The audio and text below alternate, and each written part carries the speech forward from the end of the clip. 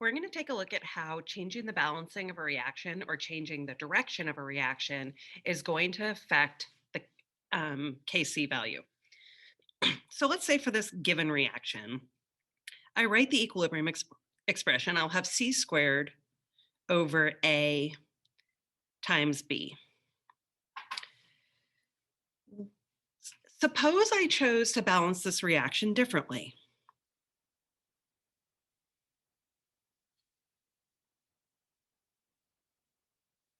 Like this instead. Same chemical reaction, slightly improper balancing, but there are other cases where it'd be perfectly relevant. If I did this, now I would have C to the fourth over A squared times B squared. So all of my exponents for concentrations would have changed. In fact, in going from here to here, when I doubled this reaction, what I did was I squared this whole expression.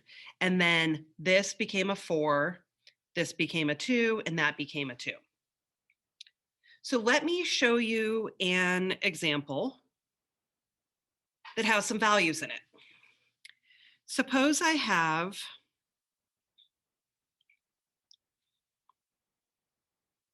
N2 plus H2 forms NH3. I've got a 2 and a 3.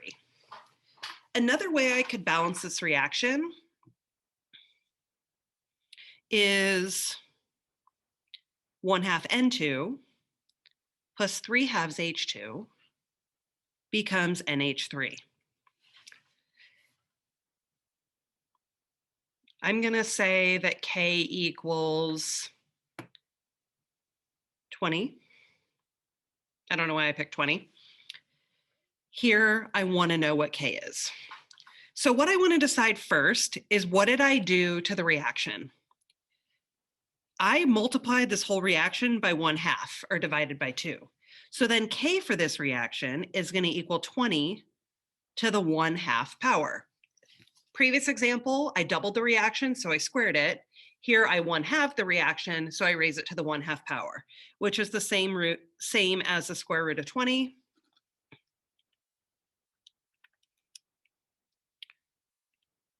Which equals 4.47.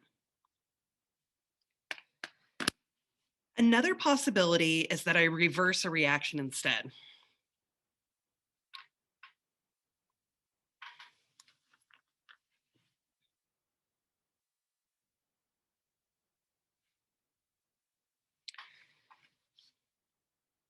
If I wrote this equilibrium expression, it would be C squared over A times B. Let's suppose that this K value equals 4. I could ask you to find K for this reaction. 2C becomes A plus B. What I did here is I wrote the reverse reaction. And what that does to a K expression is it flips products and reactants.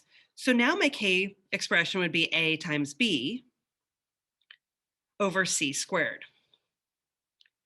And my value for K will be the inverse of what it was before. Or in this case, it would be 0.25. So to summarize, if we change balancing,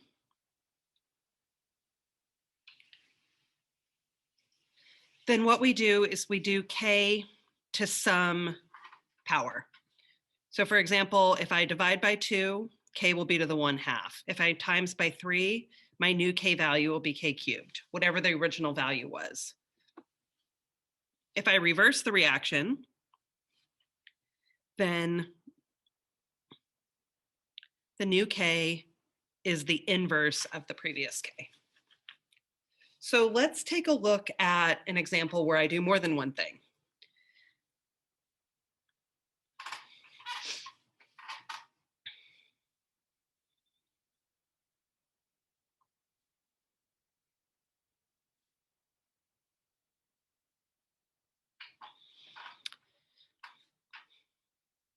I'm going to change my mind on that one.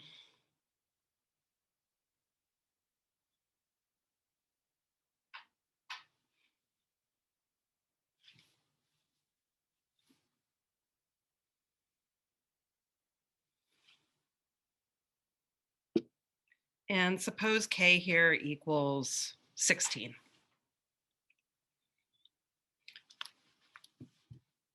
If I wanted you to find K for this, 2Al2O3 becomes 4Al plus 3O2. I did two things to this reaction. I reversed it.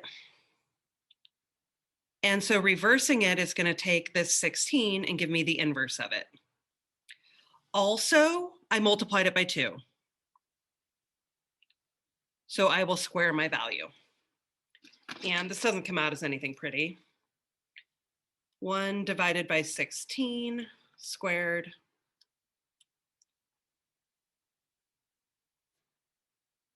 gives me 0.00391. You should be able to do the problems in on the review that are related to this now. If you can't, ask me any questions you have.